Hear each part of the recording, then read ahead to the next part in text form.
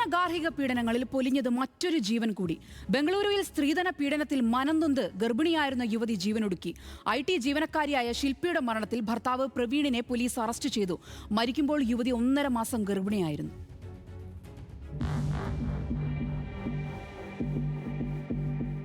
2022 ഡിസംബറിലായിരുന്നു പ്രവീണുമായുള്ള ശില്പയുടെ വിവാഹം. 35 ലക്ഷം രൂപയും 150 ഗ്രാം സ്വർണവും പ്രവീണിന് സ്ത്രീധനമായി നൽകിയെന്ന് ശില്പയുടെ കുടുംബം പറയുന്നു.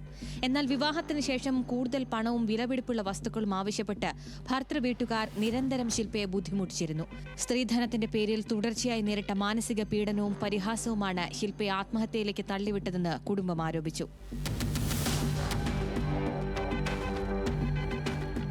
IT കമ്പനി ജീവനക്കാരനായിരുന്ന ശില്പയുടെ ഭർത്താവ് പ്രവീൺ പിന്നീട് രാജിവെച്ച് പാനിപൂരി ബിസിനസ്സിലേക്ക് തിരിഞ്ഞു. ഇതിനിടെ ദമ്പതികൾക്ക് ഒരു മകനും ജനിച്ചു. പ്രവീണും അമ്മയും ചേർന്ന് 5 ലക്ഷം രൂപ കൂടി സ്ത്രീധനമായി വേണമെന്ന് നിരന്തരം ആവശ്യപ്പെട്ടിരുന്നു. ഇതിന്റെ പേരിൽ മാനസികമായും ശാരീരികമായും യുവതിയെ ഉപദ്രവമേൽപ്പിച്ചു.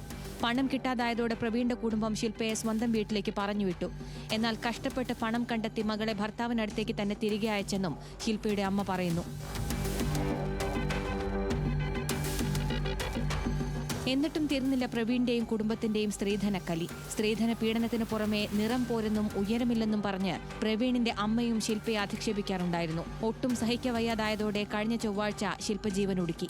ശില്പയ്ക്ക് ഹൃദയാഘാതമുണ്ടായെന്നാണ് പ്രവീൺ ആദ്യം അറിയിച്ചതെന്നും പിന്നീട് ആത്മഹത്യ ചെയ്തെന്ന് മാറ്റിപ്പറഞ്ഞെന്നും ശില്പയുടെ അമ്മയും സഹോദരിയും പറഞ്ഞു. വിവരമറിഞ്ഞ സ്ഥലത്തെത്തിയ ശില്പയുടെ വീട്ടുകാർ കണ്ടത് ബെഡ്ഷീറ്റിൽ പൊതിഞ്ഞ നിലയിൽ മകളുടെ ജീവനറ്റ ശരീരമായിരുന്നു.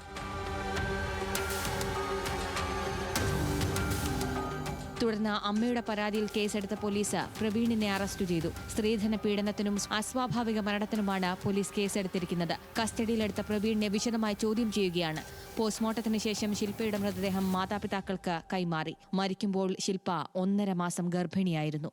News desk, news Malayalam.